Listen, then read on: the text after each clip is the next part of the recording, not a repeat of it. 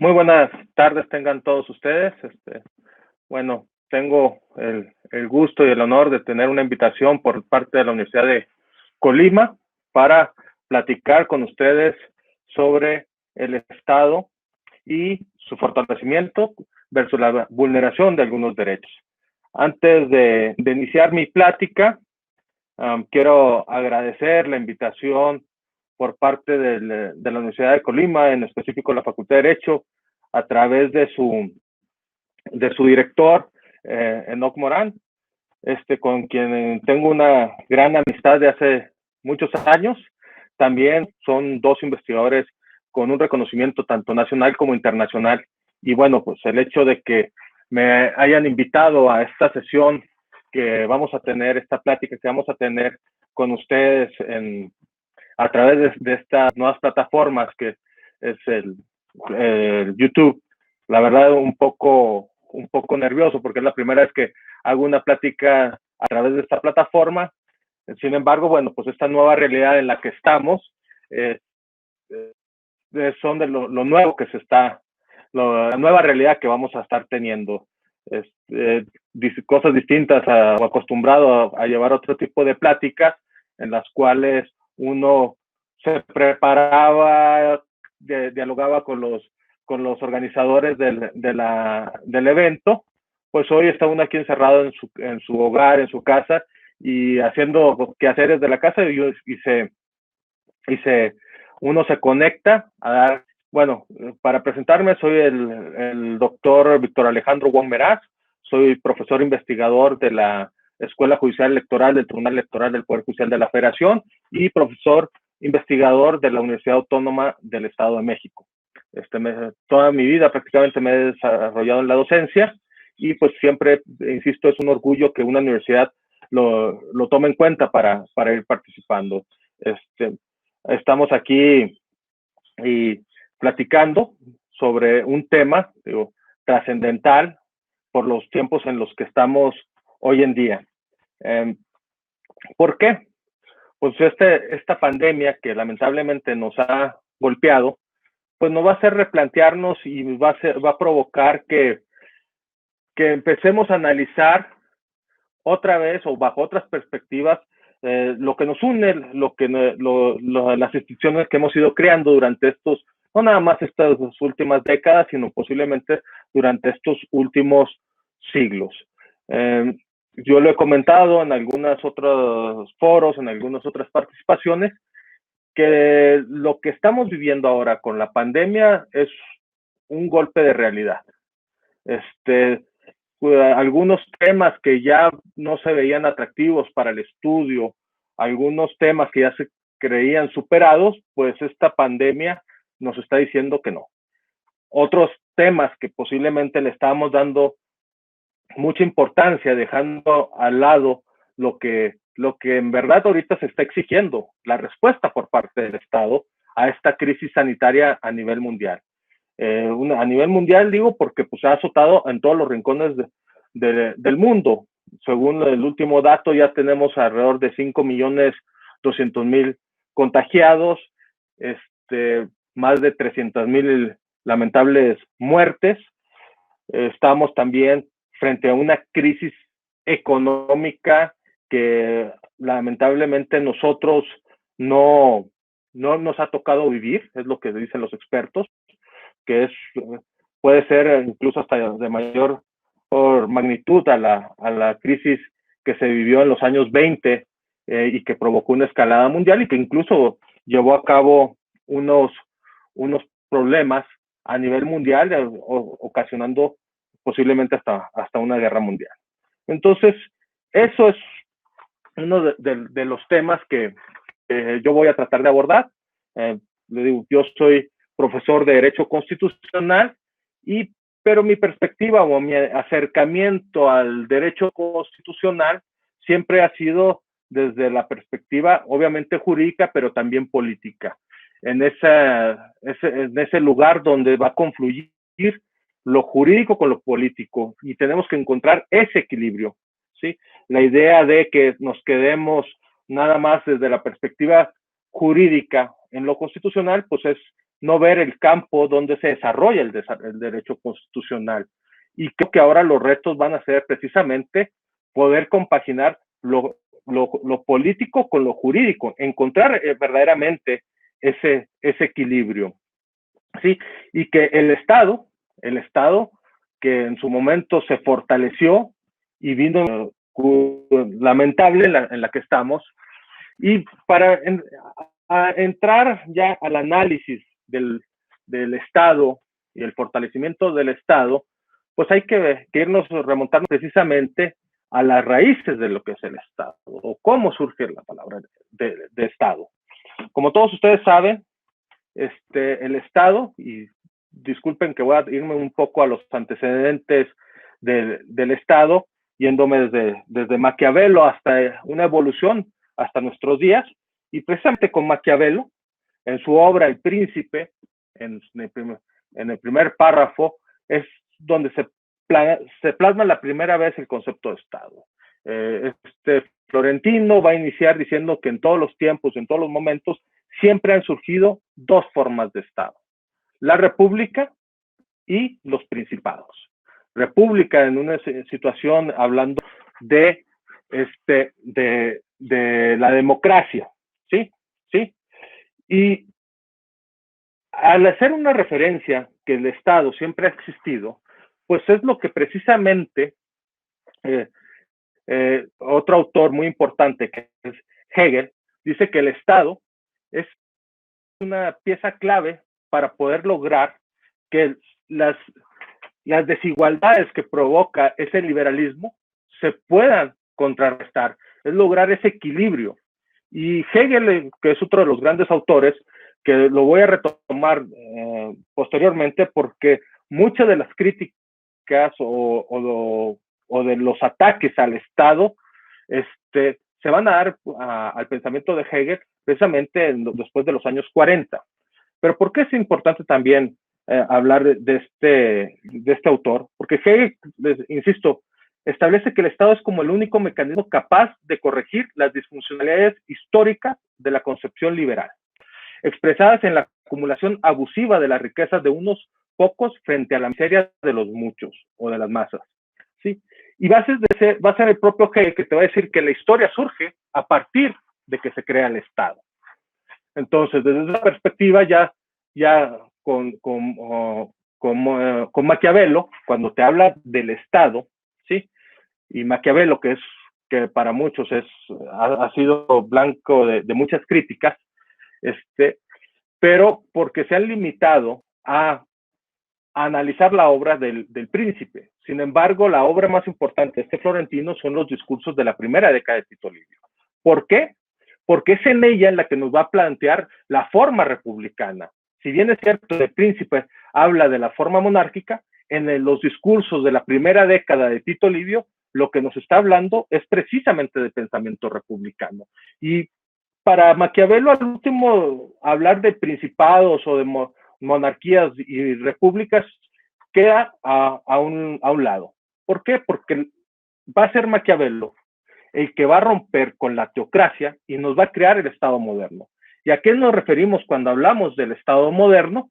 Pues precisamente que el individuo como individuo se va a someter, pues precisamente que el individuo como individuo se va a someter a lo que es la ley, ¿sí? A ese el Estado, ¿sí? Que es precisamente lo que nos hará libres. Es importantísima conservar el poder, que ese era el objetivo de Maquiavelo, es creando instituciones sólidas, ¿sí? Entonces, el Estado tiene que ser una institución sólida. Y ahí es donde, precisamente por eso insisto, que es donde surge el pensamiento político moderno, ¿sí? En la cual ya se está centrando en el Estado.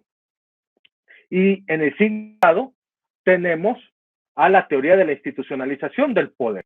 Y cuando estamos hablando de la teoría contractualista, ¿sí? Es donde, ¿qué es lo que es soberano? Ya unas décadas, unos siglos antes, se había definido la soberanía, ¿sí? Pero lo que se pregunta aquí es, ¿qué es lo que es soberano? ¿Sí? Y soberano dicen los contractualistas, es el pacto. Y esta teoría va a estar representada por tres grandes autores, que es Hobbes, Locke y Rousseau. ¿Sí? Hobbes con su obra El Leviatán, precisamente, en la cual el pacto es en busca de una seguridad. ¿Sí? Todos los individuos vamos a ceder nuestros derechos para que este nuevo órgano, que es el Estado, nos brinde esa seguridad. ¿Sí? Renunciamos a nuestros derechos, y es importante, estamos hablando de un Hobbes que escribió a mediados del siglo XVII, pero que hoy en día, frente a lo que estamos viviendo, puede estar más que vigente. ¿Sí? Y yo en su momento voy a mencionar por qué. Es precisamente este autor inglés donde te hace la manifestación que el hombre es el lobo del hombre. El hombre vive en un estado de naturaleza, ¿sí? Que cuando crea este pacto o hace este contrato, se transforma y se hace en un hombre en un estado civil, ¿sí? Cambia y ya se somete bajo la decisión del Estado. ¿Sí? Y en los otros, obviamente, Rousseau con el contrato social y John Locke con su obra sobre el ensayo de un gobierno civil, van a venir a legitimar la decisión democrática, que en su momento ya también la había dicho Maquiavelo, de que el pueblo es el que al último que es soberano, y ejerciendo esa soberanía en ese pacto. Entonces, frente a otro lado, frente a esa misma corriente, vamos a tener a los de la teoría de la institucionalización del poder. ¿Sí? Y la teoría de la institucionalización del poder están representadas básicamente por Montesquieu y por Constant. Y Montesquieu, que con él surge el constitucionalismo moderno, que se ve reflejado su pensamiento en el artículo 16 de la Declaración Universal de los Derechos del Hombre y del Ciudadano del 26 de agosto de 1789, que dice en toda sociedad se debe consagrar derechos fundamentales y división de poderes. ¿Sí? Y eso es lo que habla de constitución. ¿Sí? Lo que busca precisamente Montesquieu es que todos los entes públicos, ¿qué pueden hacer? Pues no pueden hacer absolutamente nada, salvo lo que les está permitido. Frente a las personas privadas, ¿qué pueden hacer las personas privadas? Absolutamente todo, salvo lo que está prohibido. ¿Sí? Entonces, ¿qué es lo que plantea Montesquieu? Pues es ese principio de legalidad. El Estado no puede ir más allá, los entes del Estado no pueden ir más allá de lo que les permite la ley, la Constitución. ¿Sí? Entonces, esto lo que busca precisamente tanto Montesquieu como Constant es establecer que la norma suprema es la Constitución. ¿Sí? Frente a lo que los otros hablaban de un pacto. ¿Y por qué estoy haciendo esta mención?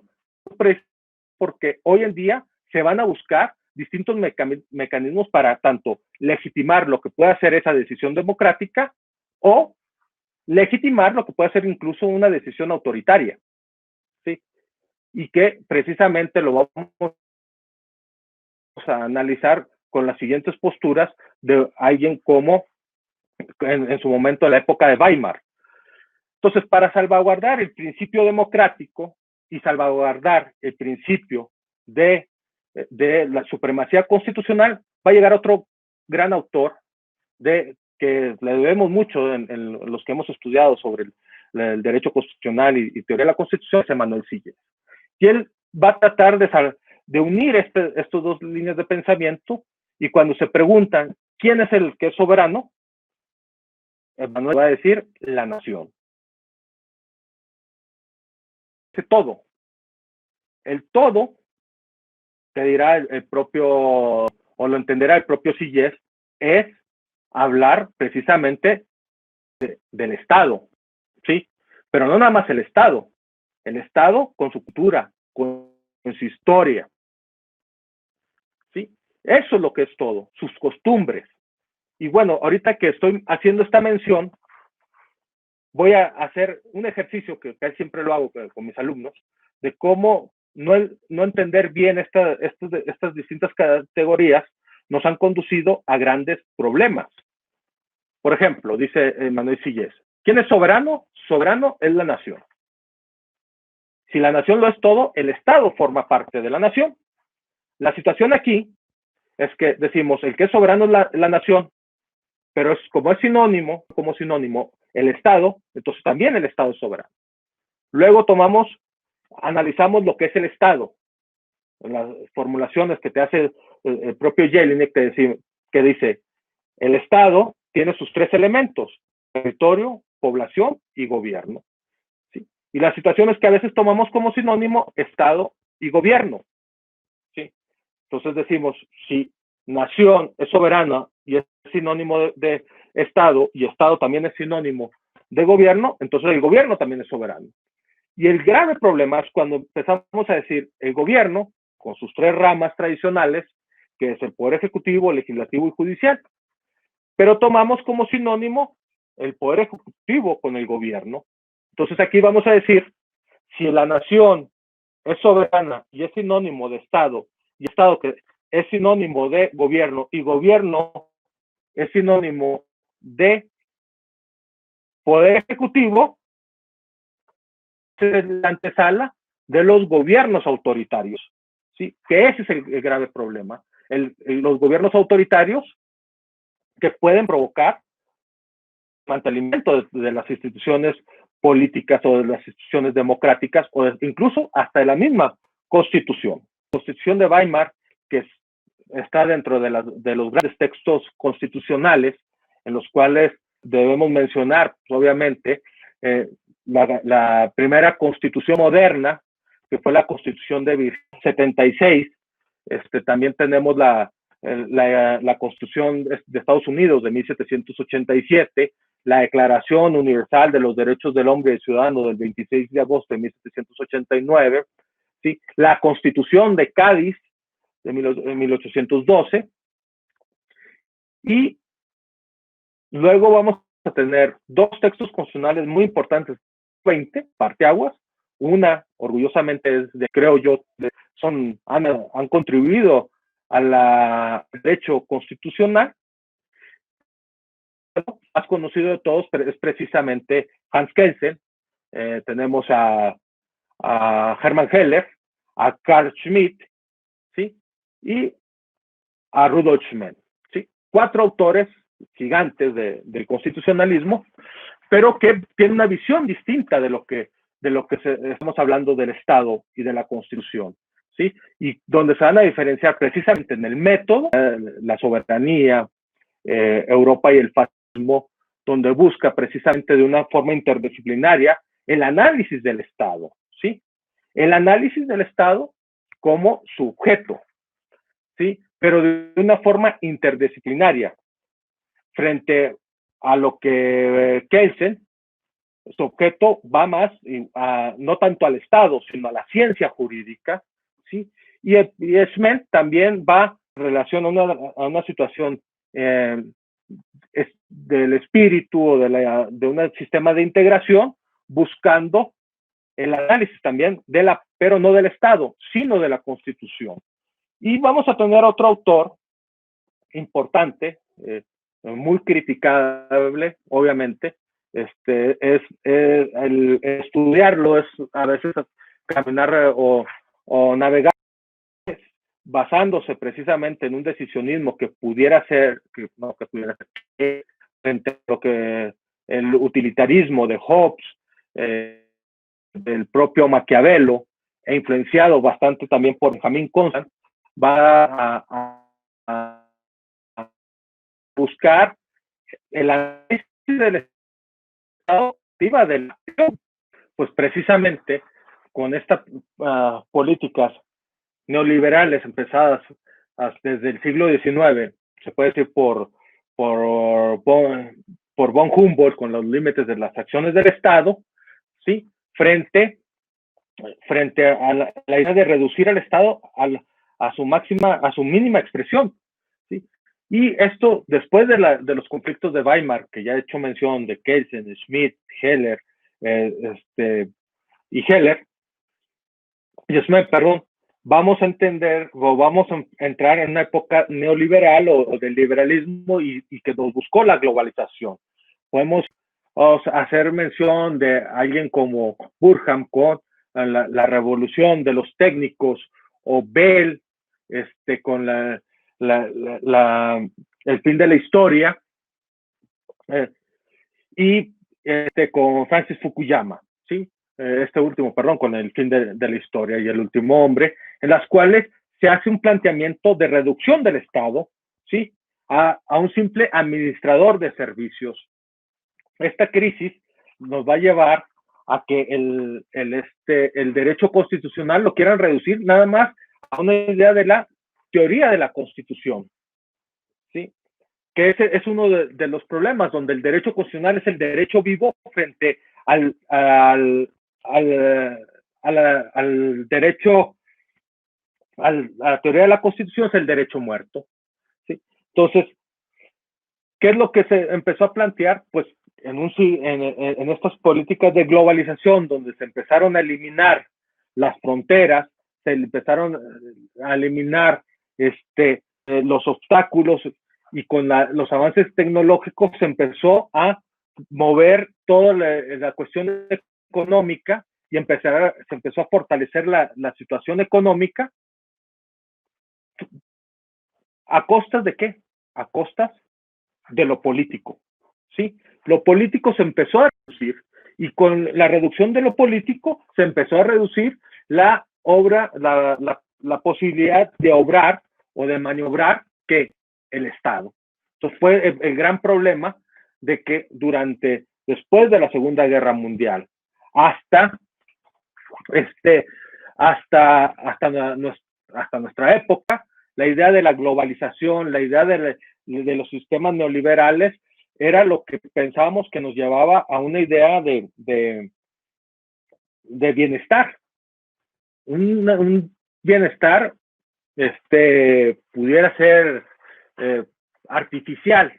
¿Por qué? Porque cada vez se estaba haciendo una separación entre lo económico y lo político. Lo económico prevalece o se sobrepone a lo político, ¿sí? Y eso, el Estado se fue achicando. Vimos cómo el Estado empezó a achicarse, ¿sí? Y cuando en esta idea de globalización, donde los flujos monetarios van y vienen, pues y también un flujo de personas, donde ya se habían reducido precisamente las fronteras, el Estado se tenía que someter a las decisiones económicas.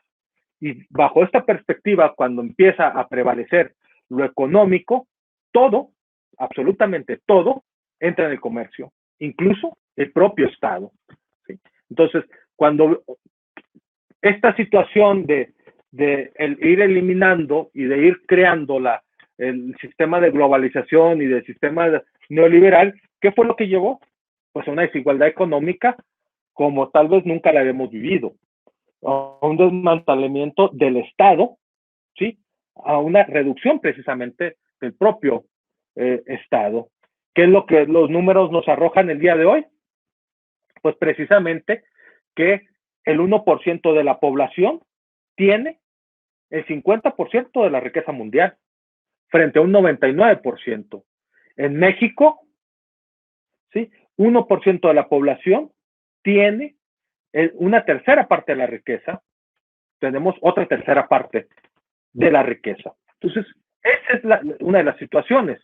Vemos también cómo, lamentablemente, los sistemas educativos, ¿sí? han entrado en una crisis. En México, precisamente, el último informe de Bolonia establece que nuestra educación está solamente por encima de Haití en la región.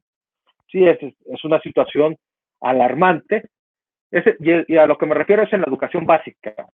En la educación básica, que es la más importante que hay, porque es donde forma ciudadanía, ¿sí? Y precisamente la idea de ciudadanía es lo que va a fortalecer las democracias, ¿sí? En esa idea de propio Montesquieu, en la cual dice que el elemento necesario en una república es la virtud de ser ciudadanos. ¿Y cómo adquieres esa virtud? Con la educación, ¿sí? Entonces ustedes vean, y los retos que ahorita tenemos. Tenemos una crisis sanitaria. No tenemos la infraestructura, lamentablemente, la mayoría de los estados para enfrentar esta pandemia y se está viendo desbordado el sistema sanitario. Tenemos una crisis educativa, ¿sí? Donde vemos la situación lamentable en la cual la educación, insisto, la educación básica se encuentra, ¿sí? Y que esa es la más importante.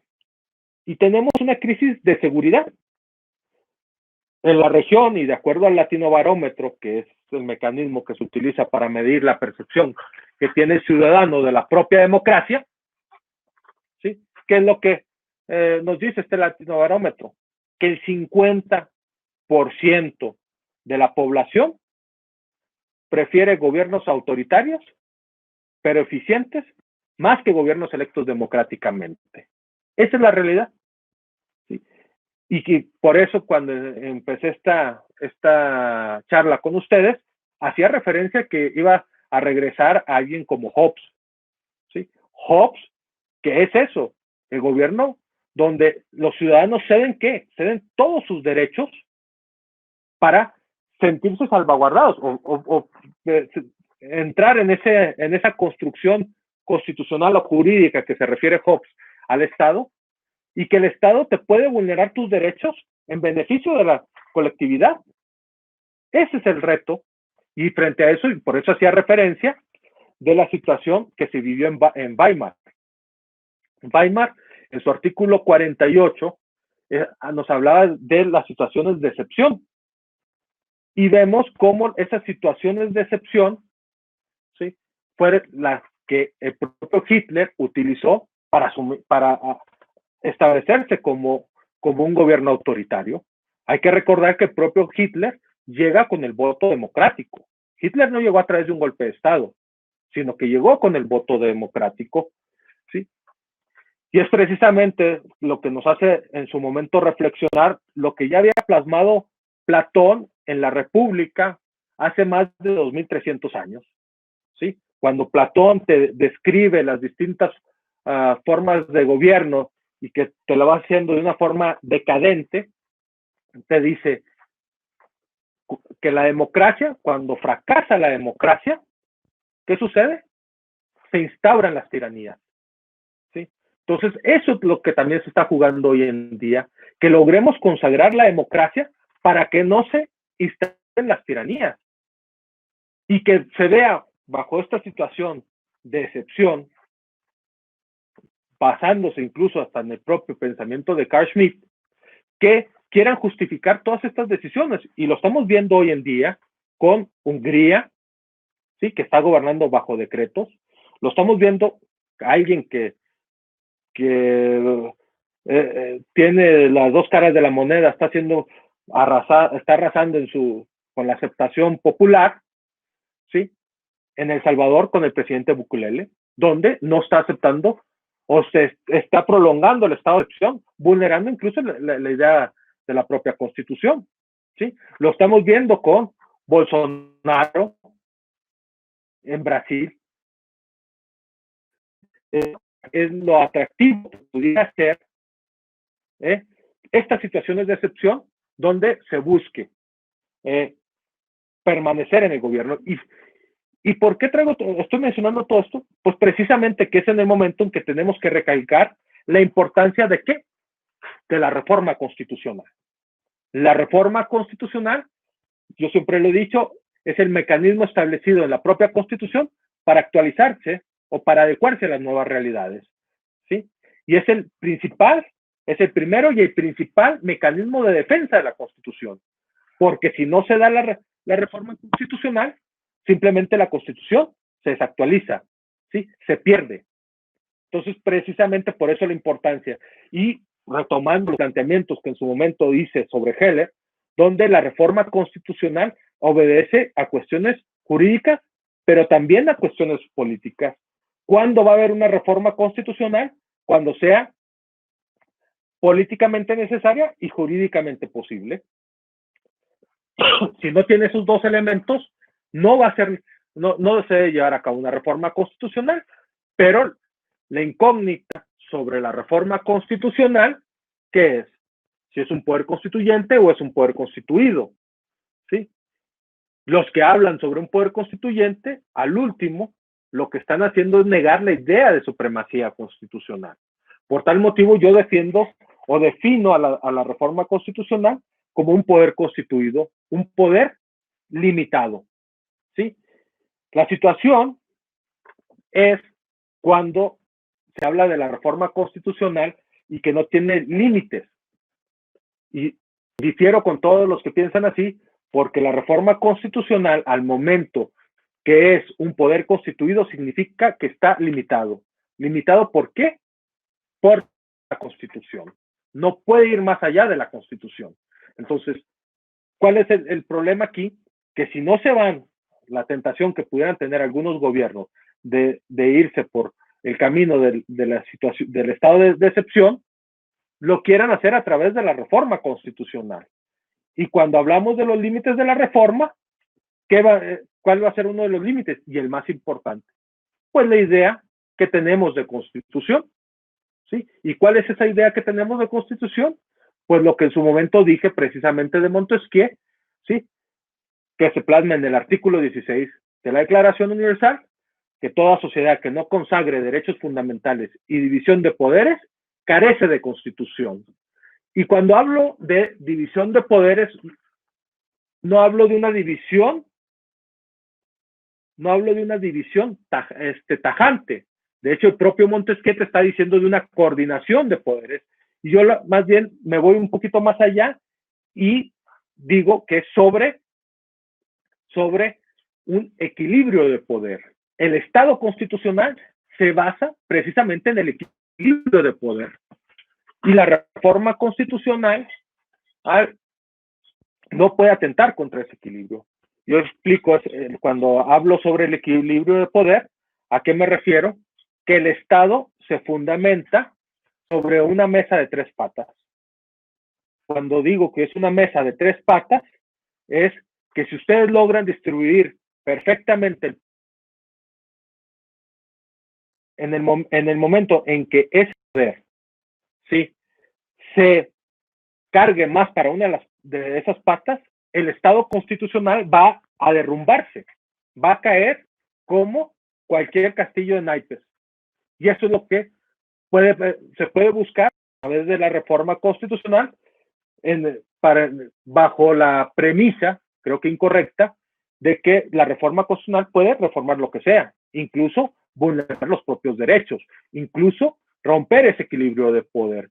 Entonces, esa es lo alarmante de la situación en la que estamos, que pudiera ser en la cual se puedan ir algunos gobiernos con estados de excepción, ¿sí? O algunos gobiernos la reforma constitucional no tiene límites y eso podría destruir hasta el propio Estado constitucional. Entonces, la visión de ¿sí? Por otro lado, un positivismo o un excesivo formalismo sobre la reforma constitucional sin límites, ¿sí?, que pudiéramos caer, y quiero acotar un poco esto, no necesariamente de esa situación, pero pudiéramos caer en un pensamiento kelseniano en la cual precisamente Kelsen te dice que no existe la inconstitucionalidad material, sino solamente existe la inconstitucionalidad formal. Kelsen, que es retractor precisamente de los límites. Y precisamente bajo esa discusión, uno de los libros que he tenido oportunidad de estudiar bastante, del profesor Ruy Pérez, sobre reforma versus revolución, ¿sí?, en la cual este profesor, para defender los límites, cuando todo el mundo pensaría que se decantaría precisamente por un Carl Schmitt, sí, que Carl Schmitt, insisto, ha sido más criticado por cuestiones subjetivas más que por su obra, ¿sí?, lo hace de una forma brillante y pone a alguien como Hermann Heller. Heller, que desde mi perspectiva, y que obviamente hay muchos retractores, es el jurista que más me ha aportado a mí, o de los más importantes del siglo XX. ¿Y por qué? Pues precisamente porque Heller te va a decir, a ver, tienes que encontrar ese equilibrio entre lo político y lo jurídico, ¿sí?, entre la normatividad y la normalidad. Pero bajo la perspectiva de ¿qué? De el pluralismo que tiene que haber. No nada más en la Constitución, sino también en el propio Estado. ¿Sí? No es válido establecer una sola visión en el propio Estado, sino tiene que haber ese pluralismo que tanto va a defender el propio Heller, ¿sí? Y que, pues, lamentablemente hoy, este autor no es de los más rentables que pudiéramos estudiar, pero creo que en el momento en el que lo deberíamos de volver a retomar, ese equilibrio entre lo jurídico y lo político, pero bajo unos principios, ¿sí? Bajo unos principios o límites que no pueden atentar las decisiones políticas y, ojo, tampoco pueden atentar las decisiones judiciales, ¿sí? ¿Por qué? Porque, y como en su momento lo había hecho mención el propio profesor Fixamudio, en la situación de que el poder constituyente quiere hacer funciones de constituidos y los constituidos de constituyentes, ¿sí? En la cual el positivismo jurisprudencial en el que estamos cayendo, ¿sí? En la cual ciertos jueces, y más los jueces constitucionales, esa tentación que tienen a la mano de decir, ¿sabes qué? No nada más somos los garantes de la propia Constitución, sino somos actores y los principales defensores, pero nos vamos a ir más allá. Y nos vamos a ir más allá suplantando la idea de un poder constituyente, ¿sí? Y ese es uno de los grandes problemas donde los poderes constituidos, e insisto, todos los tribunales constitucionales, las cortes, todos son poderes constituidos, no pueden ir más allá de la propia Constitución. Y es precisamente cuando hablaba yo de la reforma constitucional como un poder limitado, y lo hago como un poder limitado para poder limitar que las mutaciones constitucionales y la interpretación constitucional es un tipo de mutación, ¿sí? Entonces, y es ese precisamente que si no limito a la reforma constitucional, no voy a poder limitar a la mutación constitucional. Y ese es donde caemos el verdadero peligro, donde a través de prácticas políticas podemos vulnerar la propia Constitución, ¿sí? Interpretaciones constitucionales que vulneren la idea de Constitución, ¿sí? Y es que precisamente es esa línea tan delgada entre lo que es una violación a la Constitución y lo que es una mutación a la Constitución. No hay que confundir violación y mutación, porque la mutación lo que sirve es un complemento a la propia realidad constitucional, ¿sí? Mientras que la violación desconoce precisamente los principios, que hablamos sobre el concepto de Constitución, que es división de poderes o equilibrio de poder, y los derechos fundamentales o derechos humanos. Y cuando me refiero yo a los derechos fundamentales y los derechos humanos, es en el sentido que la reforma constitucional no los puede restringir, ¿sí? Pero sí los puede ampliar. Y otra, obviamente, también de lo importante son los principios políticos que tiene cada constitución, ¿sí? Que esa es la diferenciación entre cada texto y texto. Por eso yo no acepto incluso lo que otro gran autor, mucho más contemporáneo, o un autor mucho más contemporáneo de los que he hecho mención, pero que hace algunas semanas, precisamente alguien como Luigi Ferrajoli, hablaba sobre una constitución de la tierra. No puedo aceptar esa idea, ¿por qué? Porque es negar el contenido político de los textos constitucionales, ¿sí? Y es precisamente eso lo que nos va a diferenciar. Y no es algo nuevo. El propio Solón, en el siglo VI antes de Cristo, ya hacía referencia a esto. Cuando le preguntan quién tiene la mejor constitución, y él contesta para quién y para cuándo. ¿Qué significa esto? Que hay que ver el contexto. No hay que pensar que todas las instituciones van a tener los mismos efectos en distintos lugares o en distintos tiempos.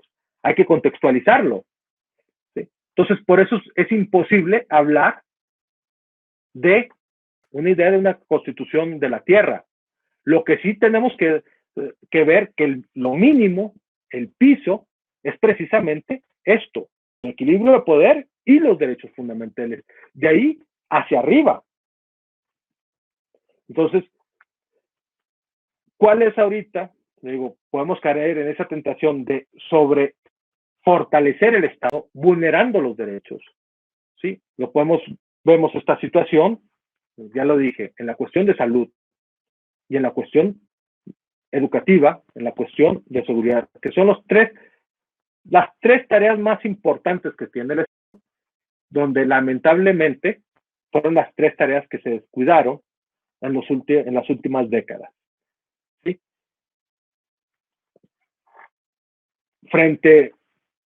Y curiosamente me llamaba la atención, el día de ayer, aunque tenemos este confinamiento, tuve que salir a una institución bancaria, al banco, y me llamaba la atención cómo ahora es una obligación traer el cubrebocas. Frente a lo que hace algunos meses, pues no podías entrar a un banco con un cubrebocas. Lo estamos viendo precisamente ahora, por ejemplo, que se ha sido un conflicto para el mundo occidental, siempre desde la época de los griegos y hasta hoy en día, que nuestro rostro estuviera descubierto. Pues ahora, en aras de la salud pública, pues lo vamos a traer cubierto, ¿sí?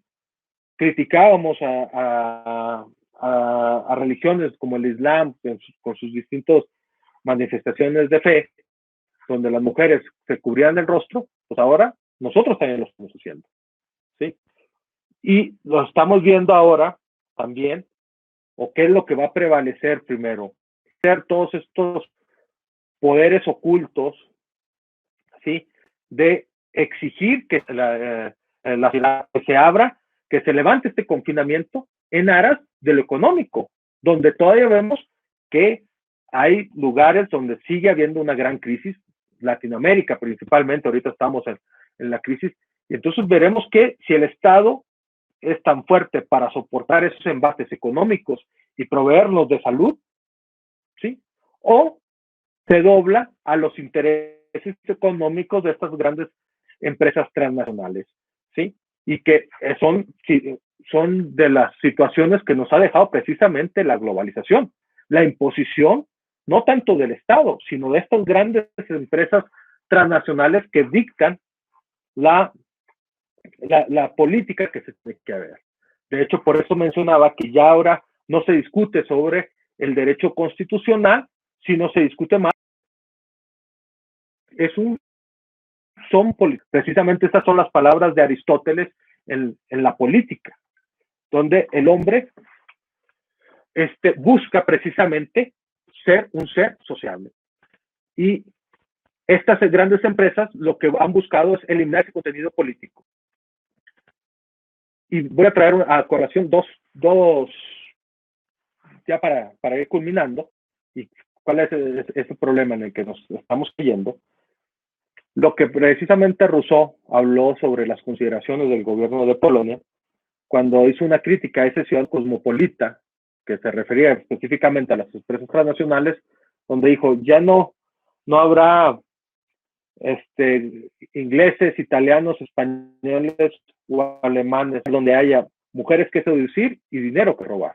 ¿A qué nos estaba haciendo referencia Rousseau? Pues precisamente a esas empresas transnacionales que se quieren establecer en todos los lugares donde haya dinero que robar, donde puedan doblegar a los estados, ¿sí? Y frente a la otra situación alarmante, la vulneración de derechos, en la cual traigo a colación lo que en su momento nos enseñó precisamente el profesor Carpizo, es que la defensa, la difusión, la cultura de los derechos fundamentales, de los derechos humanos, de la democracia, se cimienta sobre las espaldas de gigantes. Y eso me hizo reflexionar, diciendo que la defensa, la protección y la difusión de los derechos fundamentales, de los valores democráticos, de los derechos humanos, ¿sí? Se da por gigantes a pasos cortos. Sin embargo, la vulneración, el desconocimiento, la violación de la democracia, de los derechos, se da por enanos a pasos agigantados. Y lamentablemente nos percatamos demasiado tarde. Entonces, con esto termino mi plática. Vamos a dar un espacio para preguntas y respuestas. Y pues a ver, Valeria G pregunta, ¿cuándo se entienden vulnerados los derechos y cómo actúa el Estado ante esta violación? Pues miren, vemos, por ejemplo, los derechos, que eso es lo que nos da la caracterización de ser ciudadanos. Podemos ver, los derechos se pueden ser vulnerados por otros particulares. Lo alarmante es cuando son vulnerados por el propio Estado, ¿sí? Y aquí entra, y lo vimos en su momento, en esta idea de justificación o debilitamiento de los derechos en aras de la seguridad, por ejemplo. Hago mención de esto. Cuando en aras de la seguridad decían, bueno, pues hay que vulnerar derechos, ¿por qué? Porque es lo principal que tiene que cubrir el Estado. Pero en un Estado constitucional, lo que no se puede hacer es combatir la ilegalidad con mayor ilegalidad, la arbitrariedad con mayor arbitrariedad. El Estado tiene que encontrar todos los mecanismos para darnos esta seguridad. Lo que no puede hacer es vulnerar los derechos en aras de proteger, bueno, no en aras de proteger a otros, sino en justificar su actuar sin un debido proceso, vulnerando las decisiones judiciales, vulnerando ¿qué? El diálogo. El diálogo, que es un elemento esencial ¿para qué? Para la democracia. El diálogo es un elemento de lo más importante. ¿Sí?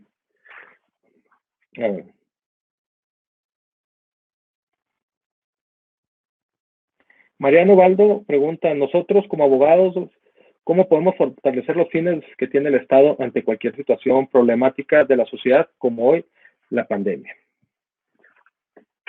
Mire, aquí, no nada más como abogados, como ciudadanos.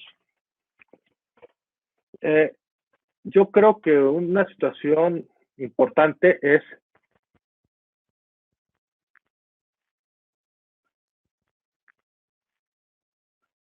las directrices que nos están dando.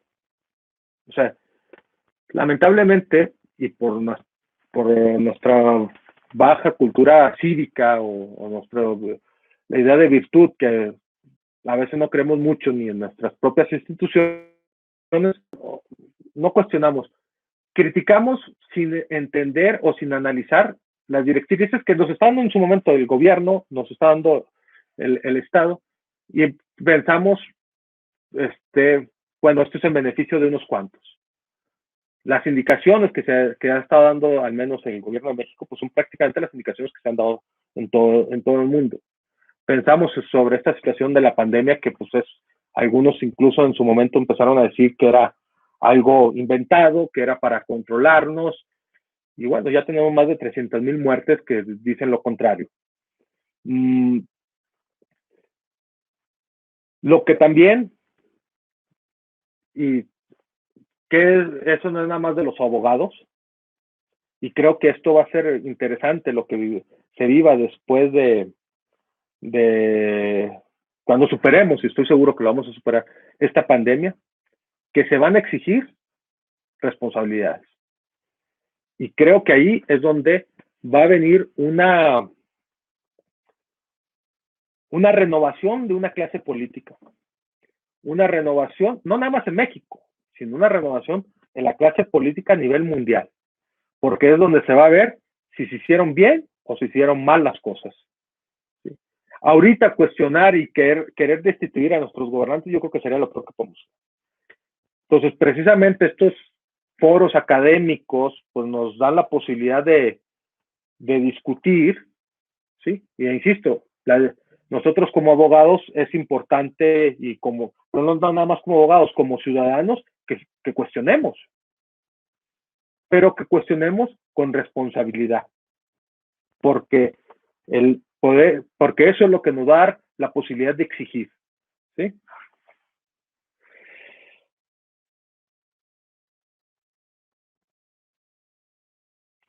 Bueno, hola, buenas tardes, Reyes Rodríguez Mariana. Sí, hola, buenas tardes. Nuestros derechos se ven violentados. ¿Quién es el responsable de ayudar a restablecerlos o restituirlos? Pues precisamente el Estado. Y es que eso es lo que traté de hablar en esta charla. Cómo el Estado ha sido reducido y las tres funciones más elementales del Estado, los tres derechos sobre derecho de seguridad, derecho a la salud y derecho a la educación, son de donde nos ha dejado mucho o nos ha dejado una gran deuda. ¿Sí? No ha cumplido, al menos podemos decir en México, que es el que mejor conozco, y no es este gobierno, sino son gobiernos anteriores que poco a poco fueron dejando estas tareas a los particulares. Entonces el Estado, por eso es que, insisto, estamos en un punto de inflexión donde se pueda fortalecer el Estado, pero no caer en ese fortalecimiento donde sea arbitrario, donde sea autoritario, que por eso traje a colación el punto o la coyuntura de cuando en Weimar se fueron por un lado, que al último provocó que llegara alguien como Hitler al poder. La diferencia entre poder constituyente y poder constituido, Nava Álvarez Regina. Pues mire, y esto es importante y que es uno de los más discutidos. El poder constituyente no es legal, es legítimo. ¿Sí? Y aquí es algo interesante, porque con lo que estoy diciendo es que las constituciones son legítimas. ¿Sí? Las constituciones pueden ser totalmente ilegales, pero tienen que ser legítimas. ¿Sí? Entonces, esa es una clave. ¿Y cuál es la función del poder constituyente? Crear una constitución para posteriormente desaparecer. Porque si no desaparece el poder constituyente, deben hablar de supremacía constitucional. Porque siempre va a estar latente esa figura de constituyente que puede desbaratar o destruir la propia constitución. Y el que mejor entendió eso fue precisamente Robespierre, cuando en la Asamblea Constituyente dijo, tenemos que disolvernos como Asamblea Constituyente para entender que hay una norma suprema. Y si queremos entrar otra vez, tenemos que hacerlo por otra vía, que es precisamente como poder constituido, para darle la idea, la fortaleza esa de la Constitución. ¿Y cuál es una de las situaciones? Y esto es el gran tema para mí del derecho constitucional, pues cuando se empieza, se piensa que el poder constituyente sigue latente, pues lo que está haciendo es negando la idea de supremacía. ¿Sí? Entonces, una vez que se crea la Constitución, el poder constituyente tiene que desaparecer para darle entrada a los poderes constituidos. ¿Y cuál es la característica principal del poder constituido? Que son poderes legales. Y cuando digo legalidad, es que todo su actuar está fundamentado en una norma, principalmente en la Constitución. ¿Sí? Y ellos no pueden ir más allá de lo que les establece la norma. Son limitados por la propia Constitución. Y es cuando vamos a entender un verdadero derecho constitucional. Pero cuando estos poderes constituidos quieren hacer funciones de constituyente, es cuando entra una verdadera crisis. Y podemos caer en el autoritarismo, pudiera ser del Ejecutivo, ¿sí? Que fue lo que prevaleció en el siglo XX, el autoritarismo que tuvieron los parlamentos, ¿sí? Y, ojo, el autoritarismo que puede caer con los jueces. No sé si pude responder a sus preguntas, si quedaron satisfechos, pero bueno, quiero agradecer a todos eh, la oportunidad que me dieron de platicar aquí con ustedes. Lamentablemente hubo algunos problemas técnicos, esperemos que se puedan superar. Muchas gracias y pues bueno, soy el profesor Alejandro Wong, profesor investigador de la Escuela Judicial Electoral, del Tribunal Electoral del Poder Judicial de la Federación y profesor de la Universidad Autónoma del Estado de México. Muchas gracias.